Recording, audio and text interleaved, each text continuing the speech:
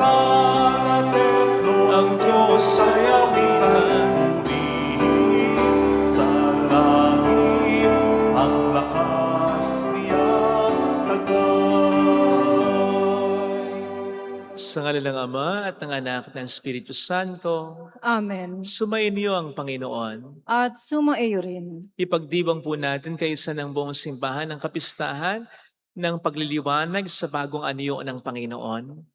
Upang tayo maging marapat sa misang ito, magsisimula po tayo para sa ating mga kasalanan at pagkukulang.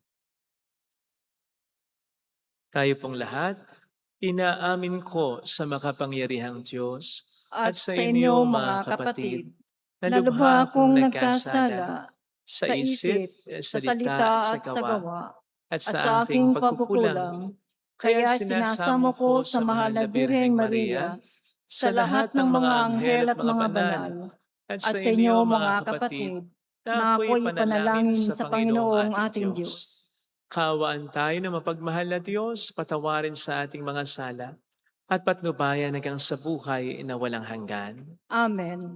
Panginoon, kaawaan mo kami. Panginoon, kaawaan mo kami. Kristo, kaawaan mo kami. Kristo, kaawaan mo kami. Panginoon, kaawaan mo kami. Panginoon, kaawaan mo kami.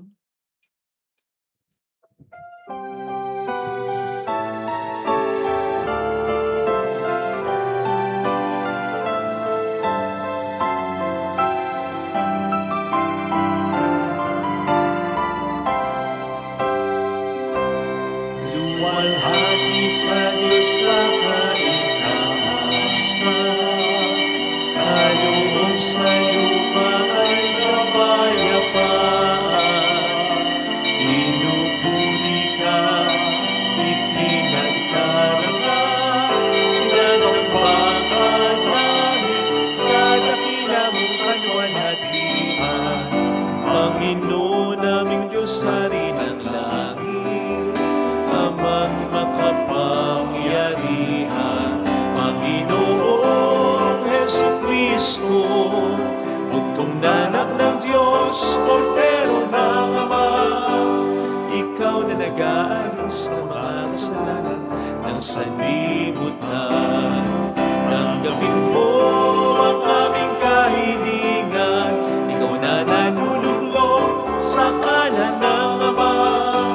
Maawa ka sa amin, ikaw lamang ang banal, Panginoong Jesucristo, kasama ng Espiritu, sa luwalhati ng Ama.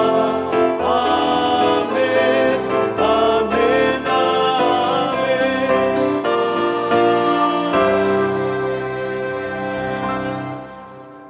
Yumuko tayo, maaring ibulong sa Panginoon ang ating intensyon. Pagdasal natin ay adya sana tayo ng Panginoon sa malakas na lindol. Panalangin natin ang mga tumutulong sa ating simbahan, ang mga nagpapamisa, mga kasama nating nagsisimba. Pagdasal natin ang mga may sakit at ang mga nag-aalaga sa kanila.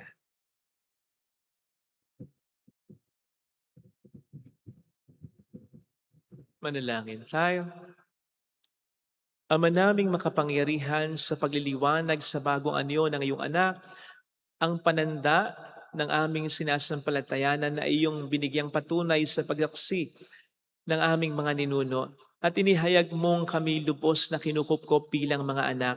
Ngayong kami nakikinig sa iyong anak na pinakamamahal, kami naway paging tapating maging tagapagmanang kanyang katambal sa pamamagitan niya, kasama ng Espiritu Santo magpa sa walang hanggan.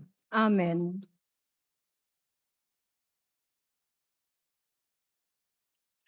Ang salita ng Diyos mula sa aklat ni Propeta Daniel. Habang ako'y nakatingin, may naglagay ng mga trono. Naupo sa isa sa mga ito ang isang nabubuhay magpakailanman. Kumikinang sa kaputian ang kanyang kasuotan at parang lantay na lana ang kanyang buhok. Ang trono niya ay nagniningning. Ang mga gulong nito ay apoy na nagliliyab. Waring agos ng tubig, ang apoy na bumubuga mula sa trono. Ang naglilingkod sa kanya ay 1,000,000, bukod pa sa milyong-milyong nakaantabay. Humanda na siya sa paggawad ng hatol at binuksan ang mga aklat. Patuloy ang aking pangitain. Ang nakita ko naman ay isang tila taong nakasakay sa ulap. Bumaba ito at lumapit sa nabubuhay magpakailanman. Binigyan siya ng kapamahalaan, ng karangalan, at ng kaharian. Siya ay paglilingkuran ng lahat ng tao, bansa, at wika. Ang pamamahala niya ay di matatapos at di babawiin, at hindi mawawasak ang kanyang kaharian. Ang salita ng Diyos. Salamat sa Diyos. Panginooy maghahari, lakas niya'y mananatili. Panginooy maghahari, lakas niya'y mananatili. Ang poon ay maghahari, magalak ang kalupaan. Lahat kayong mga pulo ay magsaya at magdiwang. Ang paligid niya ay ulap na lipos ng kadiliman. Kaharian niya ay tapat at salig sa katarungan. Panginooy maghahari, lakas niya'y mananatili. Yaong mga kabundukay natutunaw parang pagkit sa harapan ng dakilang Panginoon ng daigdig. Sa langit ay nahayag yaong kanyang katwiran. Sa lupa ay makikita ang kanyang kadakilaan. Panginooy maghahari, lakas niya'y mananatili. Ikaw, poon, ay dakila at hari ng buong lupa. Dakila ka sa alinmang mga Diyos na ginawa. Panginooy maghahari, lakas niya'y mananatili. Ang salita ng Diyos mula sa 2 sulat ni Apostol San Pedro. Mga pinakamamahal, ang ipinahayag namin sa inyo tungkol sa muling pagpirito ng ating Panginoong Hesukristo na puspos ng kapangyarihan ay hindi sa mga alamat na katha lamang ng tao. Nasaksihan namin ang kanyang kadakilaan na ipagkaloob sa kanya ng Diyos, Ama ang karangalan at kapurihan. Ito'y nangyari nang marinig ang tinig mula sa dakilang kaluwalhatian ng langit. Ito ang pinakamamahal kong anak. Siya ang lubos kong kinalulugdan. Narinig namin ito sapagkat kami kasama niya sa banal na bundok. Kaya naman lalong tumibay ang aming paniniwala sa ipinahayag ng mga propeta. Makabubuting ito'y pag-ukulan nyo ng pansin, sapagkat ang nakakatulad nito ay isang ilaw sa karimlan na tumatanglaw sa inyo hanggang sa mamanaag ang araw ng Panginoon at ang sinag ng tala ng umagay maglagos sa inyong puso. Ang salita ng Diyos. Salamat sa Diyos.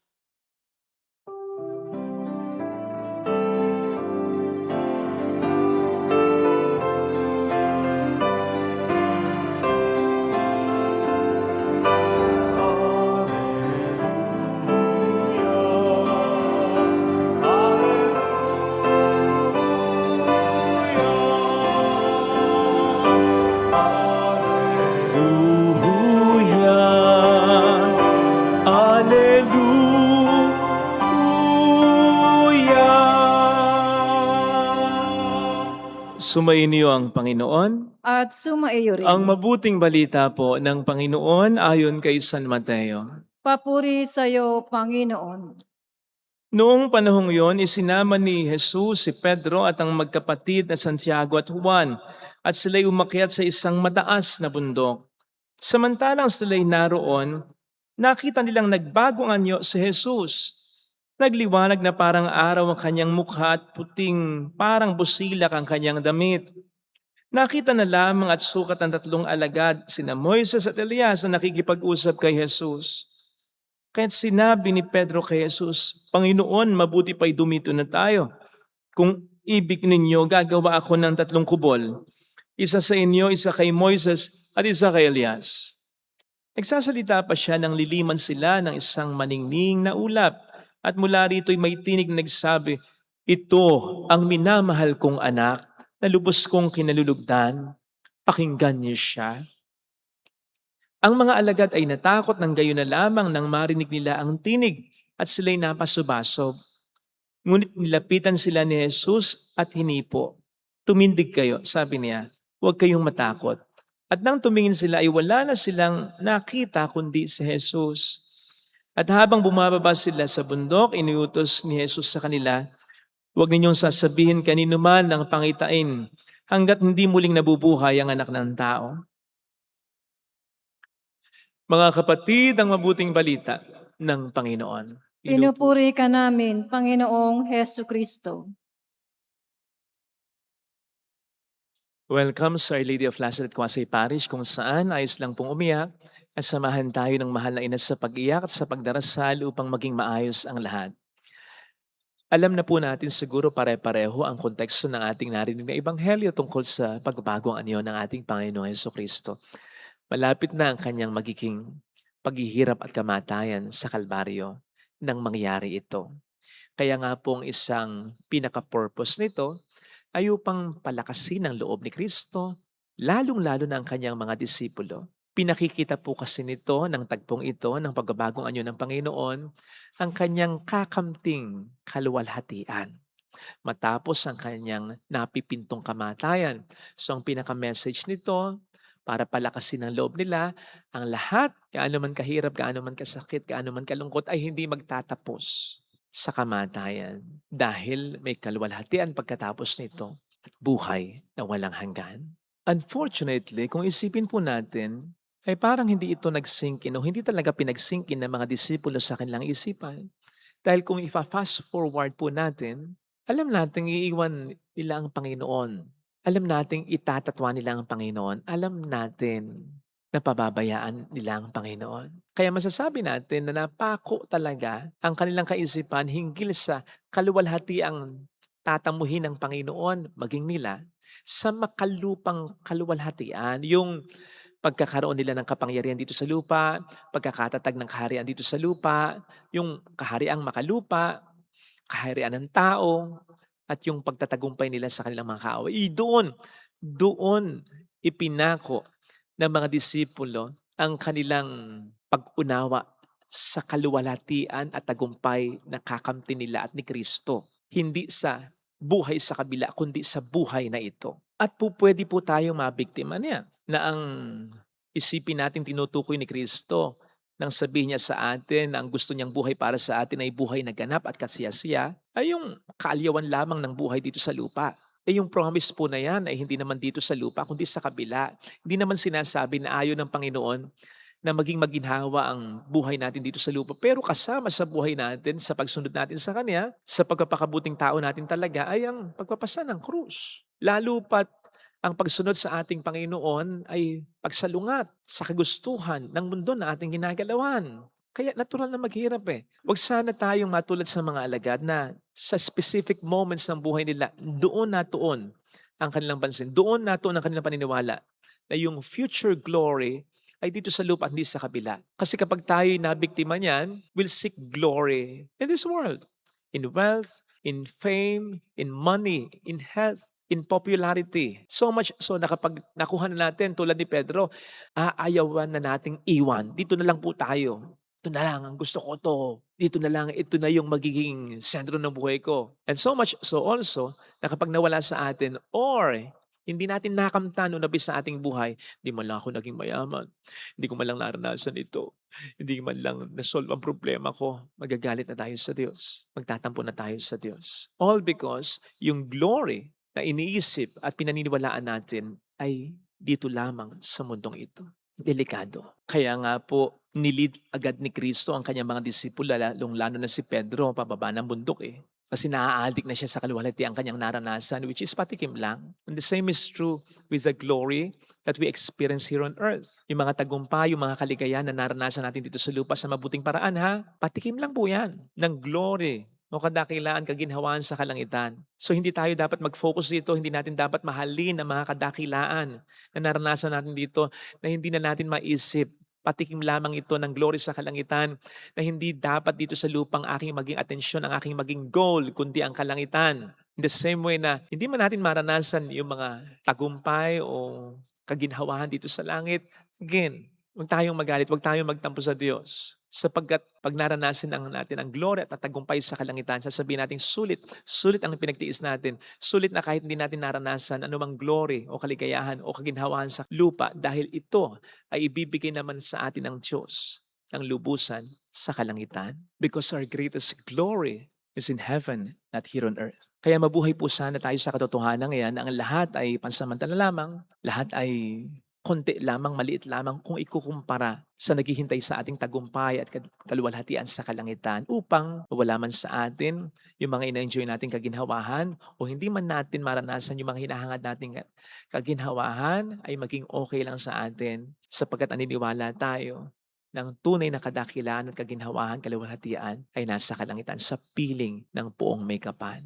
Ito po yung naging disposisyon ni Moises, di ba? Nang i-request niya sa Panginoon na sana, Lord, makita ko mukha mo. Di siya pinagbigyan. Sabi sa kanya, likod ko lang. Lalong-lalo na nasabihin sa kanya ng Diyos, hindi ka makapapasok sa promised land. Oh, di ba? Gaano kahirap tanggapin yun? Glory niya yun eh. Goal niya yun eh. Matagal na niyang hinihintay, matagal na niyang pinagsikapan yun eh. Matagal na niyang pinaghirapang panguluhan ng mga Israelita and then all of a sudden sabihin ng Diyos, hindi ka makararating, hindi ka makatutungtong dyan. Makikita, matitingnan mo lang yan mula sa kalayuan. At yun ay dahil sa isang pagkakamali niya. Pero kahit na, di ba? Sabi nga natin nung isang araw sa ating pagninilay, ang Diyos ay hindi naman ganun eh. Nasasayangin ang lahat ng mga pinagsikapan mo, lahat ng mabuting ginawa mo, lahat ng pagsisikap mo para sa Kanya at para sa ibang tao dahil lamang sa isang simpleng pagkakamali. Hindi ganun ang Diyos. Pero sa puntong pinag-uusapan natin na sinabi ng Diyos kay Moises, hindi ka makararating ng promised land.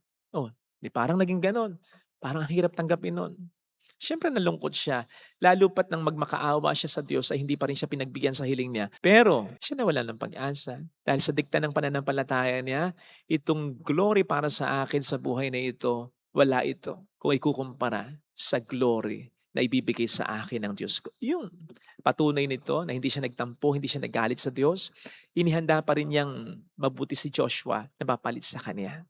And God blessed him for that. O diba, narinig naman po natin ngayon sa pagbabagong anyo ng ating Panginoon, kausap ng Diyos, kausap ni Jesus. Si Moises, so harapan. Hindi naman nakikipag-usap si Jesus kay Moises ng talikuran, di ba? Harapan.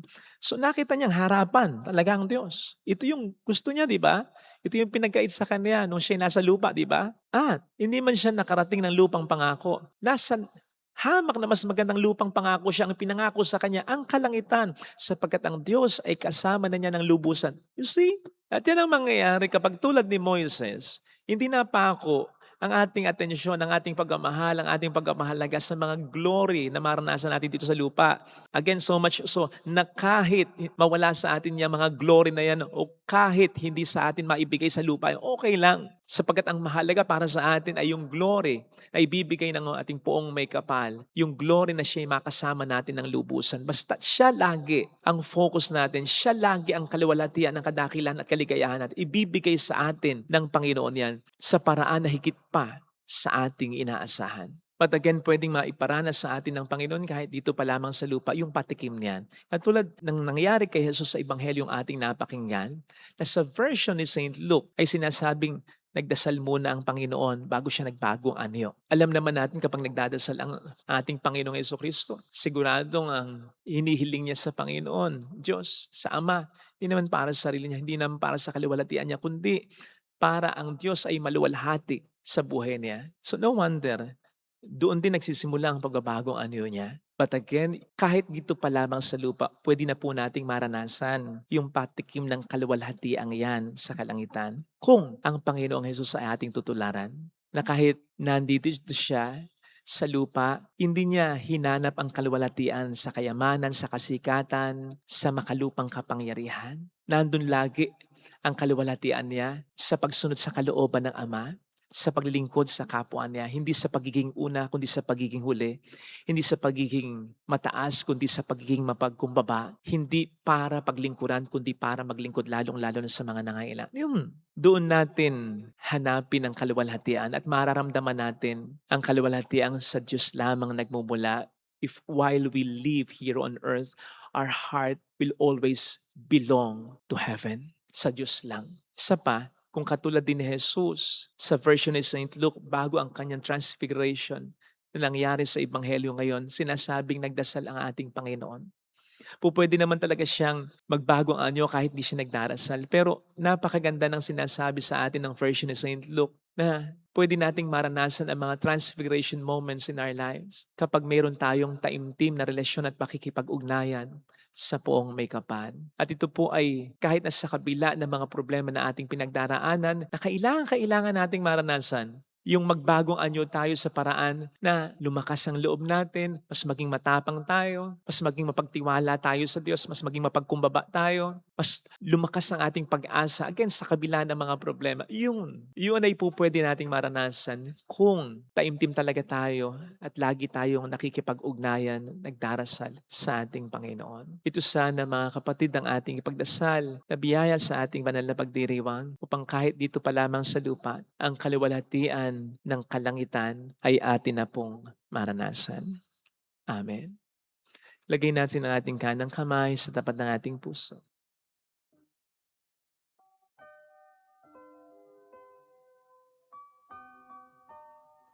Awitin natin, alam kong may magagawa ang Diyos. Alam kong may magagawa ang Diyos. Alam kong may magagawa ang Diyos. Walang imposible sa Kanya.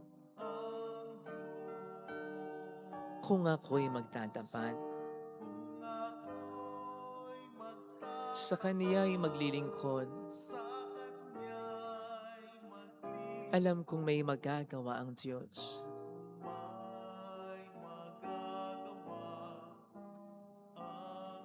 Alam kong di ringgin ng Diyos ang samo ko sapagkat anak niya ako. Mahal niya ako.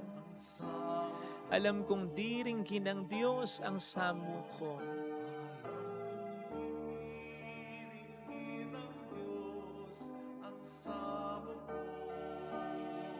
Kung ako'y magtatapat,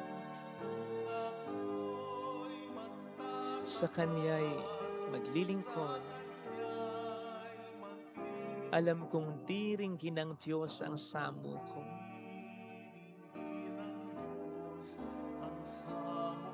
Pumikit tayo, Panginoon, help me never seek earthly glory, kundi yung kaluwalhatian na ikaw ay makapiling ko sa kalangitan upang wag masentro ang aking buhay sa mga bagay na walang kabuluhan, upang makontento ako sa kung anong meron ko at upang ang iperso ko lamang ay yung totoong kailangan. Yung totoong kailangan upang mas lalo kitang madakila sa buhay ko. Yung totoong kailangan ko upang kahit na sa kabila ng mga problema na maranasan ko, maging malakas ang loob ko, maging kalmado ako.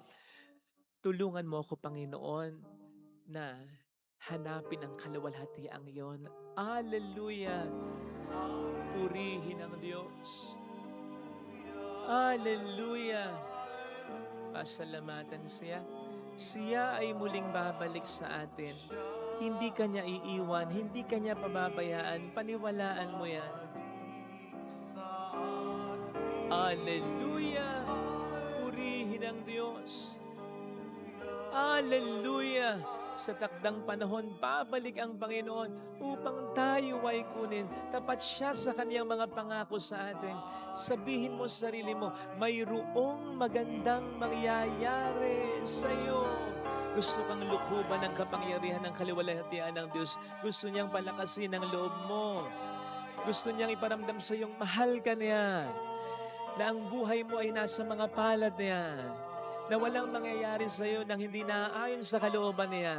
Na kahit mga pangit na mangyayari sa iyo, gagawa niya ng paraan upang makatulong para sa iyong kabutihan. Basta magtiwala ka. Hanapin mo ang kaluwalhatian na ang Diyos ay paglingkuran, na ang Diyos ay makasama, na ang Diyos ay mahalin ng lubusan. Yun ang tunay na kadakilaan. At yun din ang makapagbibigay ng malalim na kaligayahan. Papuri sa Ama at sa Anak sa Espiritu Santo. Kaparan sa unang-una ngayon na magpakailanman at magpasawalang hanggan. Amen. Pag-aalay po.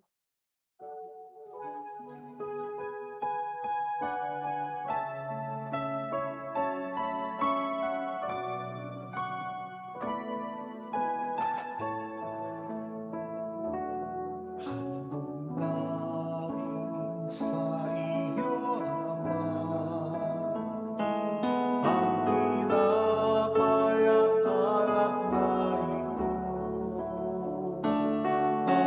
handog ng bayang umaasa, sumasabat ng mamahal sa iyo. Dalhin ng iyong anghel ang aming panalangin sa'yo, labanan katulad ng halimuyak ng insenso, umakyat sa kalangitan. Handog namin sa iyo, Ama, ang tinapay at alak na ito, handog ng bayang umaasa, sumasabat ng mamahal sa iyo. Manalangin tayo, pang ating handog ay maging kalugod-lugod sa Diyos Amang makapangyarihan. Tanggapin nawa ng Panginoon itong paghahain sa iyong mga kamay, sa kapurihan niya at karangalan sa ating kapakinabangan at sa buong sambayanan niyang banal. Ama naming lumikha, ang mga hain namin naway maging banal sa liwanag ng bagong anyo ng anak mong mahal. Ang kadilimang dulot ng kasalanan sa amin ay maparamnawa sa sinag niyang maningning sa pamamagitan niya, kasama ng Espiritu Santo magpas sa walang hanggan. Amen. Sumainyo ang Panginoon. At sumaiyo rin. Itaas sa Diyos ang inyong puso at diwa. Itinaas na namin sa Panginoon. Pasalamatan ng Panginoong ating Diyos. Marapat na siya ay pasalamatan. Ama naming makapangyarihan, tunay nga pong marapat na ikaw ay pasalamatan sa pamamagitan ni Jesucristo na aming Panginoon. Ipinakita niyang siya'y maningning habang ang mga piling alagad ay nakatingin. Pinuspos niya sa kaliwanagan ng katawan niyang di iba sa karaniwan. Dito ipinawi niya ang pangambatakot ng mga alagad sa magaganap sa krus. Dito inilahad niya sa kaniyang sambayanan na magliliwanag ang tanang kanyang pinangunguluhan. Kaya kaisa ng mga anghel na nagsisiawit ng papuri sa iyo ng walang humpay sa kalangitan, kami nagbubunyi sa iyong kadakilaan. Santo, Santo, Santo, Panginoong Diyos ng mga hukbo, napupuno ang langit at lupa ng kadakilaan mo. Osana sa kaitaasan. Pinagpalang na paririto sa ngalan ng Panginoon. Osana sa kaitaasan. Ama naming banal, ikaw ang bukal ng tanang kabanalan, kaya sa pamamagitan ng iyong Espiritu, gawin mong banal ang mga kaloob na ito upang para sa amin ay maging katawan at dugo ng aming Panginoong Hesukristo. Bago niya pinagtiis ang kusang loob na maging handog, hinawakan niya ang tinapay, pinasalamatan kaniya, pinaghati-hati niya iyon. Iniabot sa kaniyang mga alagad at sinabi, tanggapin ninyong lahat ito at kanin. Ito ang aking katawan na iahandog para sa inyo.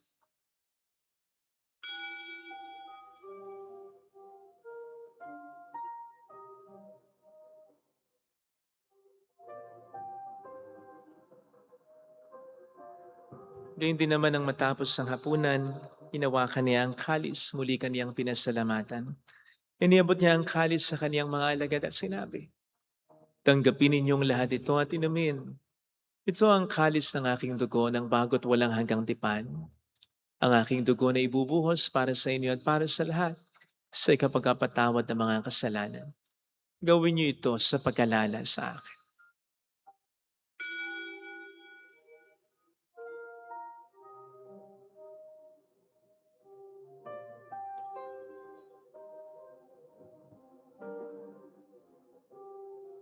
Ipagbunyi natin ang misteryo ng ating pananampalataya. Si Kristo'y namatay, si Kristo'y nabuhay, si Kristo'y babalik sa wakas ng panahon.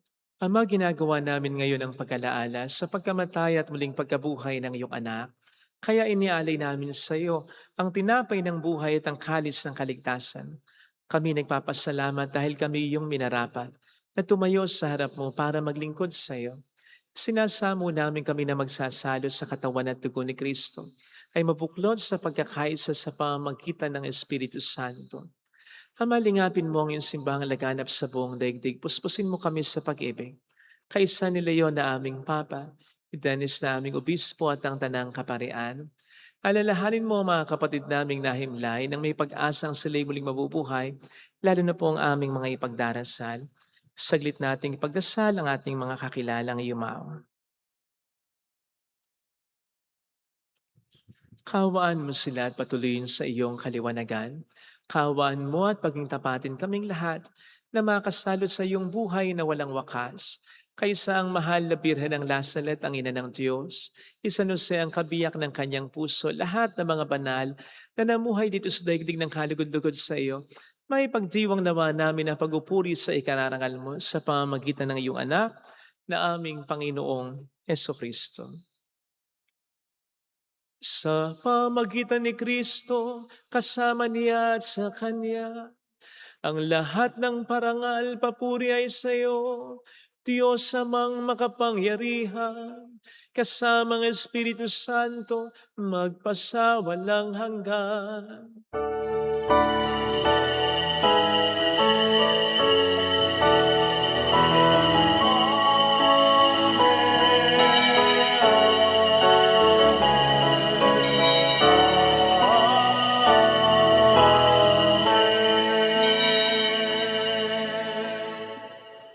Tumawag tayo sa Ama.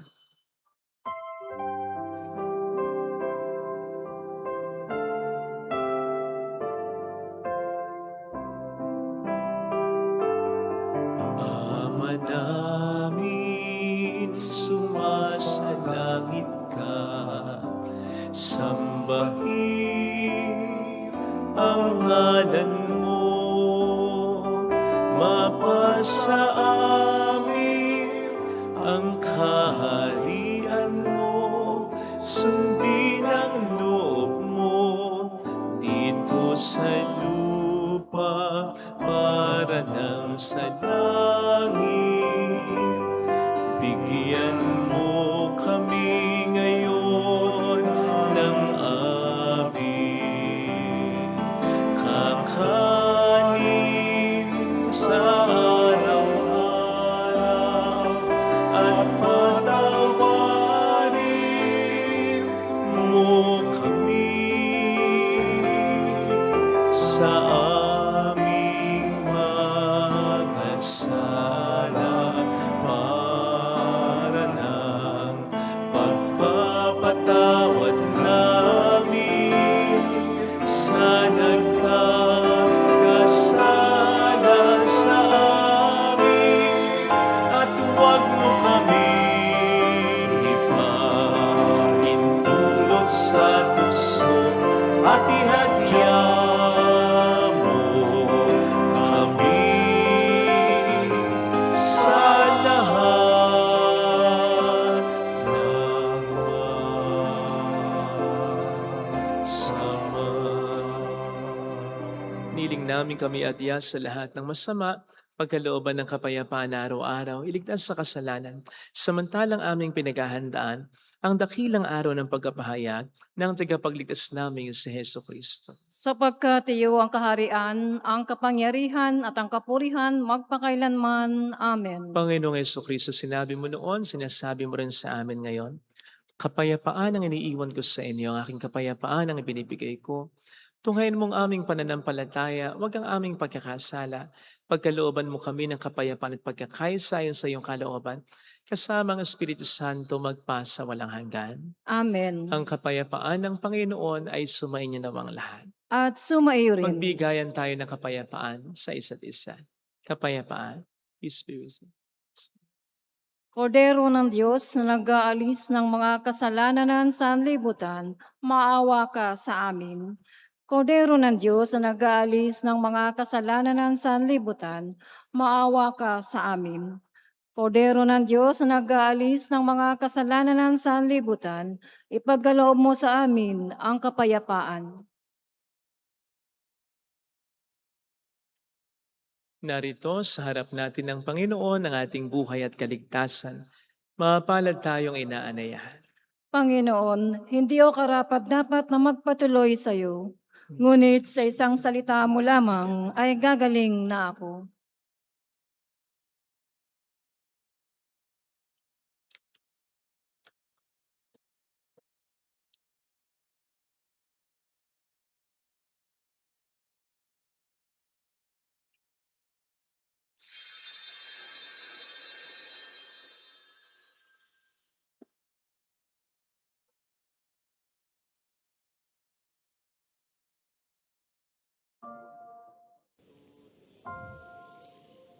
Panalangin para sa espiritual na pakikinabang.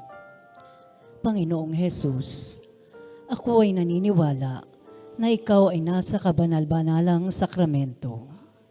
Iniibig kita ng higit sa lahat at ninanasa kong tanggapin ka sa aking kaluluwa.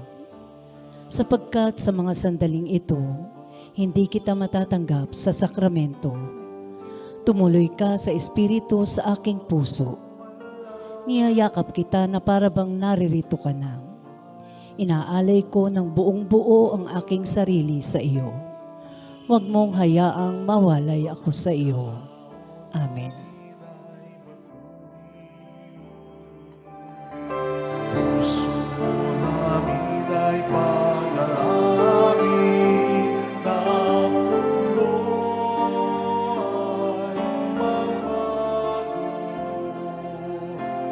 Buhay nito'y alay sa'yo.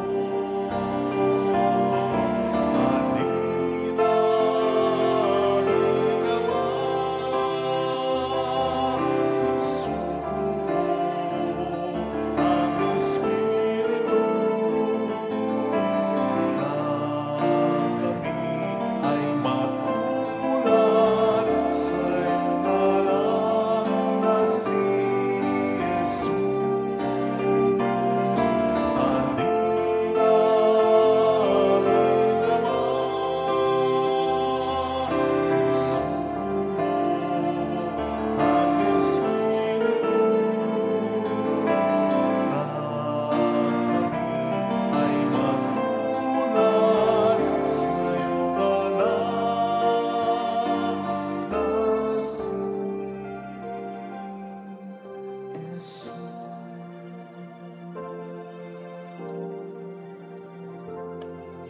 Manalangin tayo.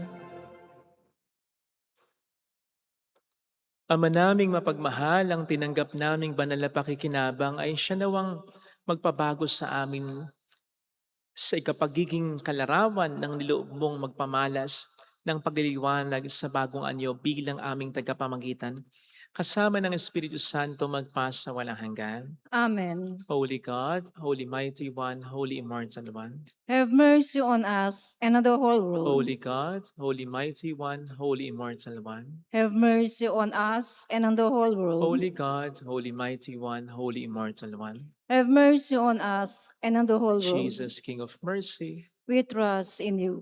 alalahanin. Alalahanin, O mahal na Birhen ng Lasalet, ina ng pag-asa, Ikaw ang nagpaalala sa aming magbalik loob sa Ama. Ito ang nagpapatunay ng kagandahang loob mo'y nanatiling busilak. Sa pag-aaruga mo sa amin, tungkulin mo'y tinupad. Sa paanan ni Kristo, itinuring mo kaming mga tunay mong anak. Kaya ninais mong lisay huwag mapahamak. Maging sa iyong walang tigil na pananalangin, pati luhay pumatak. Huwag na mawala ng saysay ang iyong paghihirap.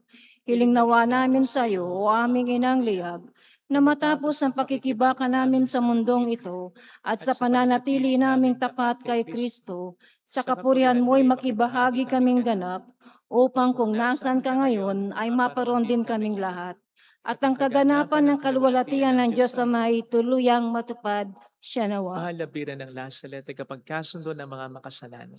Ipanalangin mong walang patid kaming mga dumudulog sa iyo. Marami pong salamat sa inyong pakikisa at sa mga tulong na binibigay ninyo na dahilan kung bakit tayo nakapagpapatayo ng mga chapels at nakatutulong sa maraming mga parokya at sa simbahan sa kabuuan. Salamat po sa inyong pagmamahal sa ating inang simbahan at salamat din po sa tiwala na binibigay nyo sa amin para maging daluyan lamang ng mga biyaya na pinagkakaloob po ng Diyos sa inyo at papunta sa ating kapwa-tao. Salamat po. Bahala na po ang Panginoong magsukli sa inyo. Sumayin niyo ang Panginoon. At sumaiyo rin. Pagpalain kayo kasama ng ating pamilya na mapagmahal at Diyos, ng Ama at ng Anak, ng Espiritu Santo. Amen. Umayo tayo sa kapayapaan ni Kristo. Salamat sa Thank you Diyos. rin po.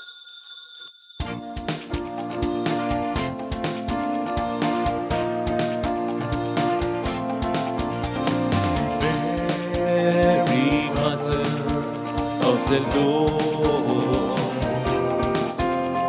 hear the prayer we sing to you.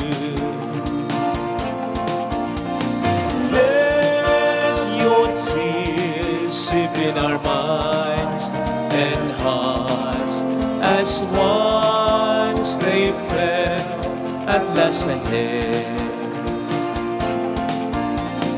Tell your people how to live again. Tell your people how to sing again. Tell your people how to dance again. Tell your people how to pray again. Mary, Mother of the Lord, hear the prayer we sing to you.